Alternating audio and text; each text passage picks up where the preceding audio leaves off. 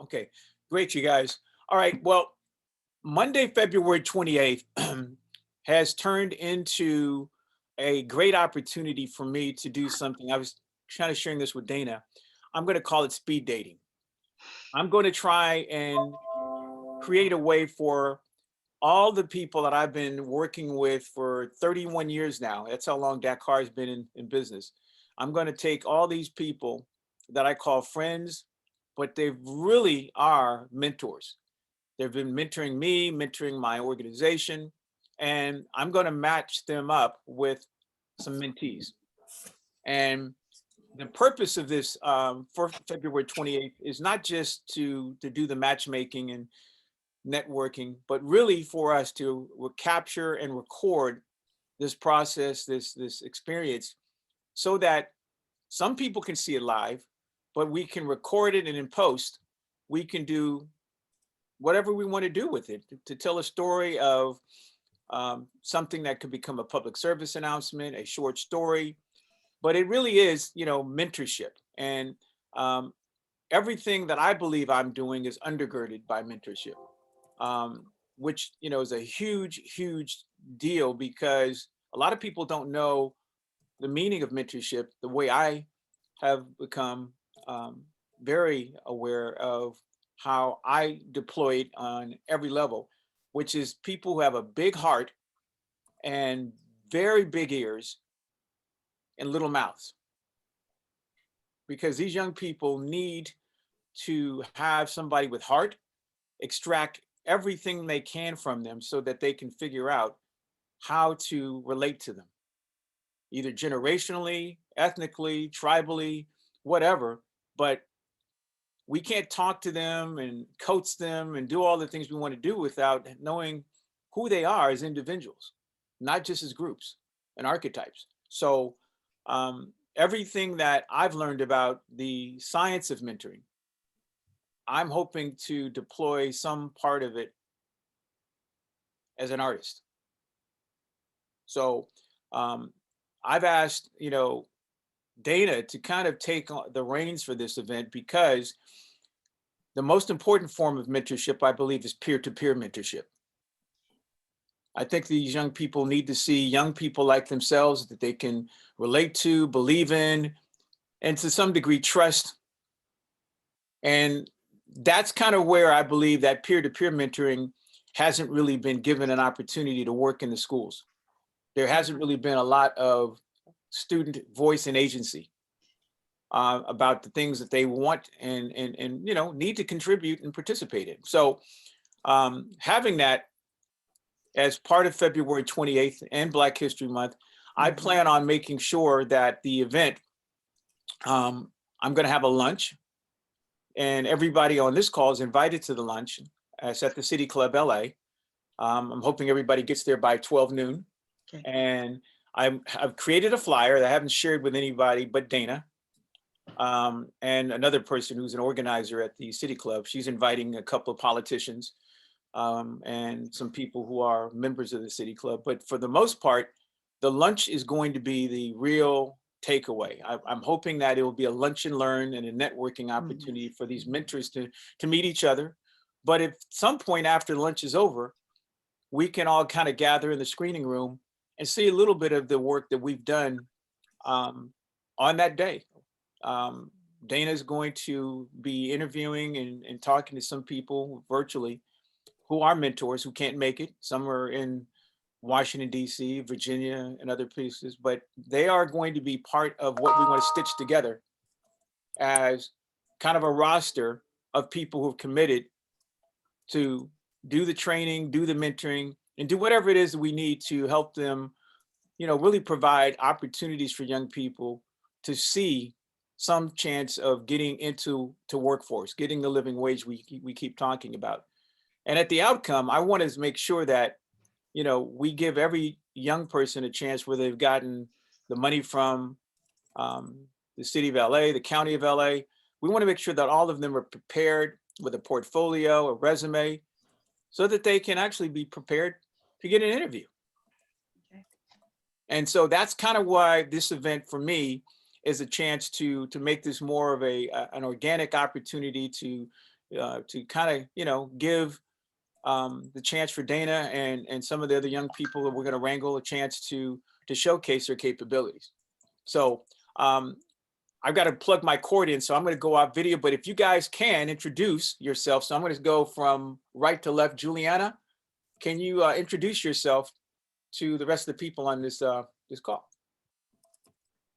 I sure can. I am Juliana J. Bolden. I'm the digital content strategist and production executive that has been, um, I guess Kevin and I have been acquainted for more years than I care to actually validate on this call, but just know a long time. We first met through the Television Academy. I've been a voter, a national active voter for the Emmys in the interactive media peer group for a number of years. Plus, I was on staff there where Kevin first met me through Marcelino Ford Levine. And we have since done events like this, or rather, he's done events like this, and I've come to assist generally in the production sense to make sure that, like, the things are being documented, that, if there's things happening with the run of show where somebody needs to make an adjustment, I'm there to help make sure that the event flows and that people are engaged in whatever way possible. The extent of my availability for Monday the 28th is that the young lady who will be the producer of record and all that, if you guys could let me know what the run of show is, and if you're trying to plug in mentors for a particular time and getting ideas for who can show up on the Skype or whatever means we're going to use to connect virtual mentors with people on the ground, I can try to be of some assistance to plug in guest mentors if I can find some friends who are available. And I believe I can be there on the ground by 11:30 and on Monday the 28th. So if that is helpful, let me know. And for anybody on this call that needs my contact information, Kevin has it, or I'm going to I'll put my direct mobile in the chat, and I'll get back to whomever reaches out to me in the time that I have. Wow. Juliana, thank you so much. And again, I want to just augment what she said about her mentorship. Again, mentoring is not just mentoring a human being, but mentoring, a entity, a process. Because again, it starts with volunteerism. And so one of the things that I recently enjoyed, and I've been able to introduce a couple of people from an experience that she helped to, I think, co-produce, was called Mentoring Mesh last week, that I just found out about on LinkedIn, and I joined, and I've already recruited a couple of people from that Mentoring Mesh to be involved on the 28th. One of them is a gentleman by the name of Gerard, who is a project manager, and he hires people in his HR capacity to work for a company who's one of the leading cloud-based construction companies in the world. And he is going to talk a lot about mentoring, and some of the words that they used in the mentoring mesh session that I was involved with was accountability and accountability partners. I think, Leo, you were on the call when Gerard introduced himself, and a lot of the things that I heard from him on mentoring mesh, I want to have Dana talk to him about how to get people prepared, not only for mentorship and apprenticeship and all that stuff, but his career pathway talked about project management, which I think every person needs to know those processes on how to manage, a project or or something on a timeline, on scale, on budget, on platform. And, that is a transferable skill that every industry needs. And a lot of people aren't going to make it on camera or behind the camera. So they need to think about some six-figure jobs that they can, see themselves becoming, you know, skilled and capable of helping run a desk and then promote themselves through that process to helping that project get to completion, to monetization, to syndication and all the other places it can go. So, Mentor Mesh was something that Juliana brought me, into, and I definitely want to make sure that any of those people could become available either virally or for the next event. They are more than welcome to be on the platform. So the next person I want to introduce and have him introduce himself. Pardon me, Kevin, Sure. not to cut you guys off, just for the record, for everybody on the call, mentormesh.io.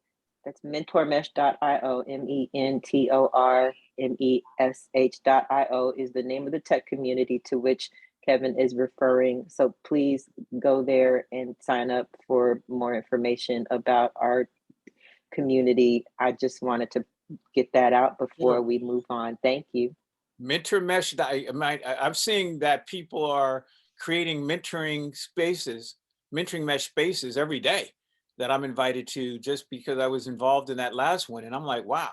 I mean, in a perfect world, I'd like to have us, with Juliana's lead, create a mentoring mesh space to talk about things that are going to be very specific to Leo's constituency.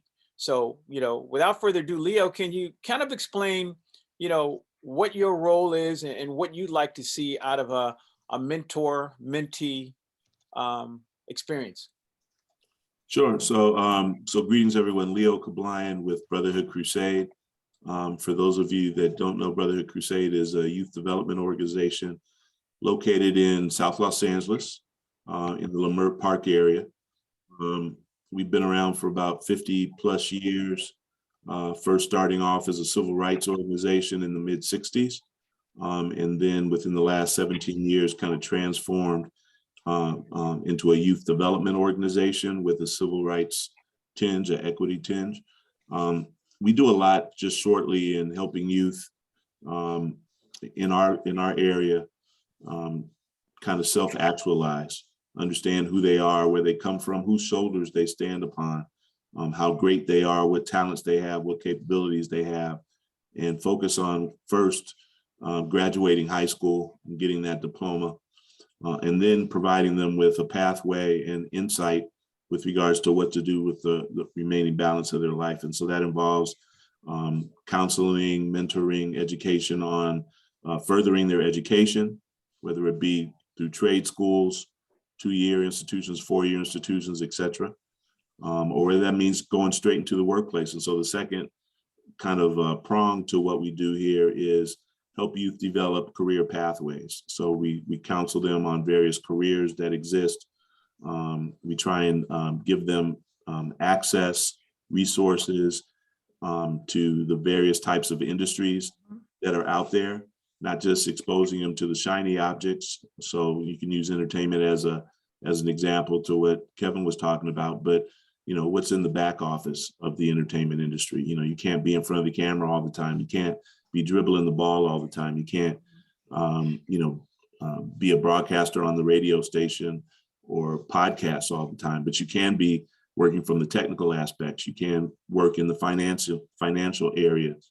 You can work in sales and management. There's a number of different things. So we do that with all the hot industries. I mean, we're fortunate to be in the city of Los Angeles and in Southern California, where this is kind of the mecca of the creative economy, right? So if you can't get it done here, where can you get it done? Because just about every component of the creative economy is based here or has a genesis here. So we're real excited in talking to Kevin because we have a number of different things that we have planned. We had a partnership with KJLH Radio where we taught youth how to get involved in the radio broadcasting industry. And so we have a full-blown radio station at my facility here with call letters and everything, but a lot of youth don't even know what radios are.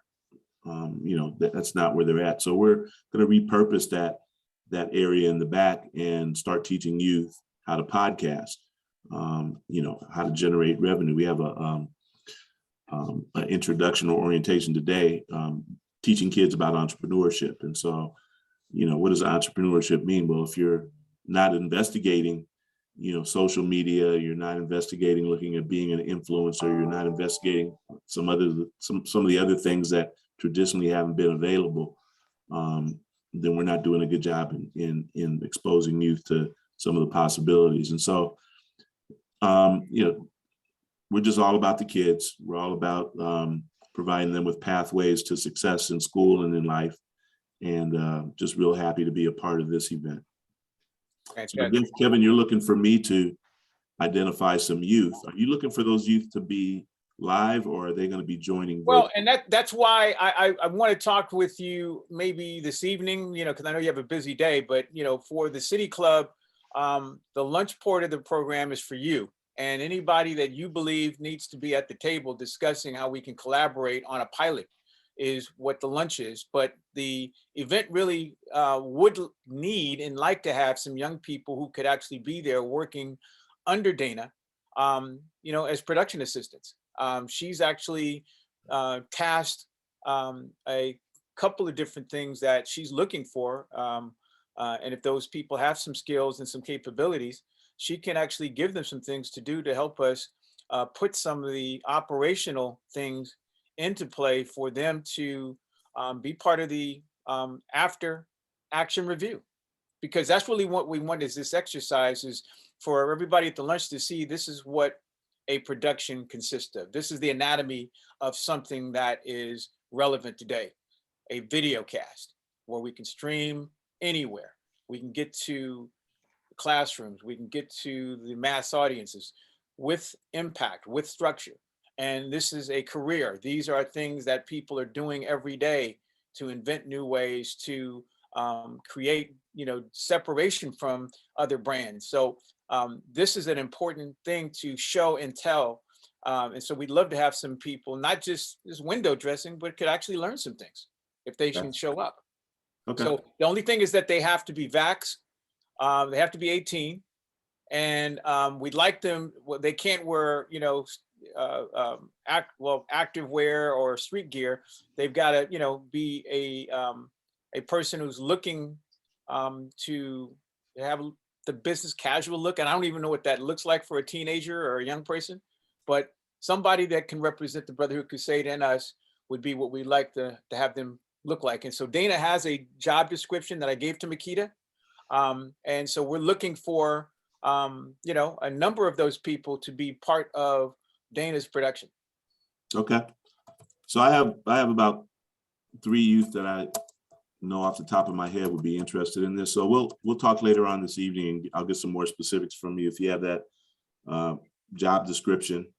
I'll take a look at that and then talk to them about it, see if they have time and if they're available to do it. Yeah. And do you have any young ladies? Because we're running short on ladies. Any young ladies? But if not, that's okay. We'll be recruiting, but that's what we're really looking for, more representation there. Absolutely. Absolutely. Okay. All right, great. Okay, Donna, I want to introduce Donna. I'm going to set her up. So Donna is part of, this is a Black History Month kind of celebration. So part of what my brand and some of my enthusiasm is around the capture, preservation, conservation of African-American military history.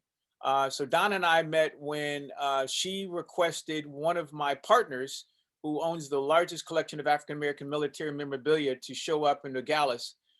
Is Nogales in Arizona or Texas? Nogales, Arizona is the border, United States and Mexico. Okay, so Donna asked a big favor of me, and we delivered to get Mr. Powell there to speak on their 3-day event. And this is the most important thing that I want to share about the African-American military timeline that we want to publish for ethnic studies, is the intersectionality of how African-Americans in this timeline, Buffalo soldiers and their families, intersected with other races and other tribes. So this is a very important story that she represents, not only as an event, as something that we can showcase all the things that happen and then plan for a Juneteenth follow-up, but it's a story that I think really needs to be socialized with folks about how we're all just one tribe. So Donna, if you can, share a little bit about, your story and some of the things we want to bring to bear on future projects. Yes, hi, good afternoon. My name again is Donna Jackson Houston. I'm the founder and the president of the Nogales Buffalo Soldiers Legacy Association. And we just newly formed less than a year ago. And this has happened when I found out that my grandfather, who served in the United States Army over 100 years ago, was a Buffalo soldier.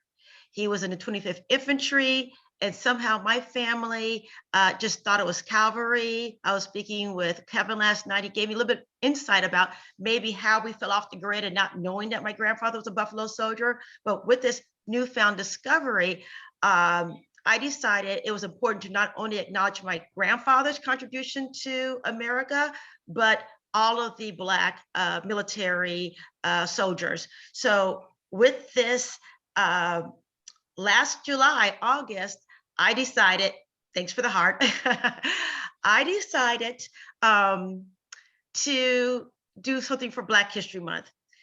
That gave us less than 6 months. You know, they sometimes talk about ignorance is bliss. I had no idea when you said project management, the magnitude of where this would go. We did a 3-day event, a museum exhibit featuring Buffalo soldiers who were at Camp Litto in Nogales, the border of Mexico, who made Nogales, Arizona their home, including my grandfather, of course. And we were so fortunate to have a historian, Anthony Powell, there. And the city of Nogales and actually Arizona came together. It was an overwhelming historical event that had not been done in over 100 years. So I kind of came across this, and it's just been so well received. And actually, shortly, I'm going on a Zoom interview with the Arizona Daily Star to tell the story. But I just so appreciate Kevin's, Mr. Powell's, and everyone's participation in getting letting people know about the Buffalo soldiers. We might think people do, but through this journey, I realized that so many people don't. And what they do know is just a very, very small part. So part again of the mission of the Nogales Buffalo Soldiers Legacy Association is to teach and inform students and communities locally and nationally. And after it leaves Nogales, for Black History Month, I already have almost 2022 mapped out on where it's going to various museums in Arizona, California, and again, our objective is to go nationally. All right. And so Donna, again, really, hit me over the head with this idea that we've got to kind of talk about, you know, this intersectionality of African-American, Native American, you know, Mexican-American, Asian Pacific Islanders, and this timeline. And this history is part of what it is that makes this stuff really compelling for research, and something that everybody in K through 16 was going to have to learn in California is ethnic studies. So we've got a head start on where we can start to put content into the timeline. But Donna's story is one that we think we can stitch into a template that allows people to say, hey, man, we want to put our family, our information, our research into the timeline so they can be published as, again, ethnic studies, documented, verified by the Smithsonian Library of Congress and anybody else who would challenge that this information is factual. So Terrence just joined us, and I know we're going to get off here. But Terrence, what we've been talking about is really how we're going to allow Dana and you and anybody else to try and interview people, as opposed to have panels, to try to line these people up in a run of show that we can bring them into a discussion, get them in, get them out, and do a lot of potential work in post to make this experience something that we can showcase all the people that weren't there physically, how an event like this, how a video cast is put together.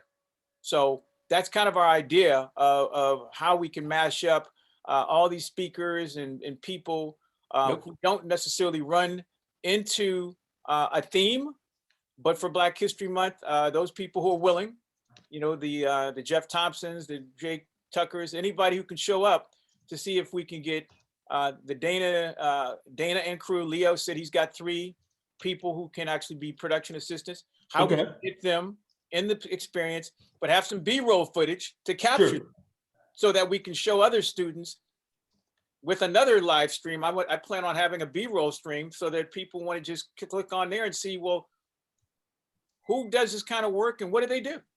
As we're trying to capture all this stuff. So that's kind of what we had. So any thing that you can throw in there as far as day of show, and Leo's got, again, 3 people, but we're going to talk in this evening about, expectations and outcomes for those 3 people that he has. So would those 3 people be able to connect with Dana so we could get at least a pre-production meeting tomorrow or over the weekend so we know who's showing up for Monday?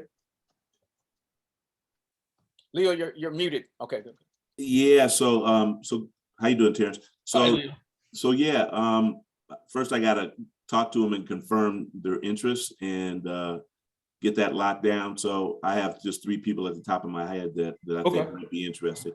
But once I do that later on today, then yeah, I can put them in contact with Dana or yourself or whoever. Yeah, just have them, Dana, but CC me. I'm gonna definitely take the sort of mentor role. Dana's agreed to take the first AD role. So I'm gonna let her run with as much as she can run with and support her, but really produce this thing, make sure it comes off the way it needs to. What I hear is a single camera shoot, interviewing people, right? So somebody's gonna have to be the interviewer. We have an interviewee. The interviewer could be off camera, on camera. Dana, we could talk about how to do that. And then I see what you're saying is sort of an eye in the sky or a B-roll camera that's just rolling and capturing what's happening in the room. I think we could do that easily in the screening room. And then the timing was sort of 10 to 2.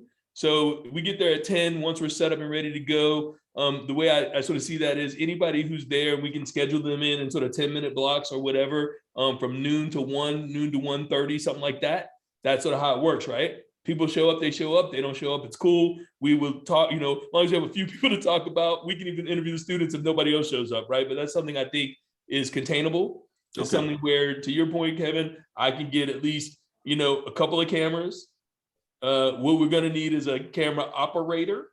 I have a switcher. I don't know how much we're gonna really use the switcher other than go through from remote content to that. But Dana, you and I can worry about that.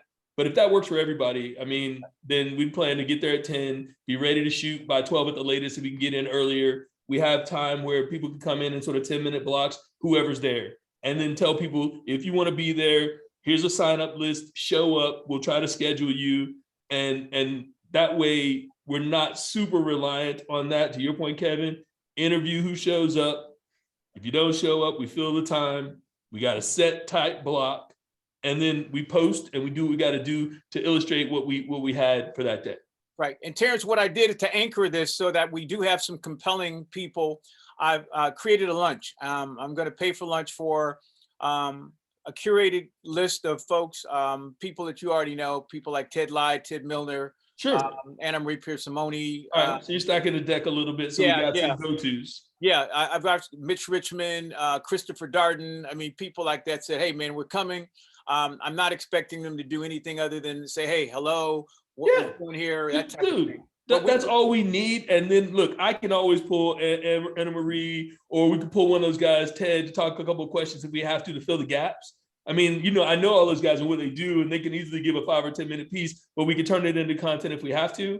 At a minimum, them showing up as additional mentors and supporting the program and at least talking to some of the kids who do show up.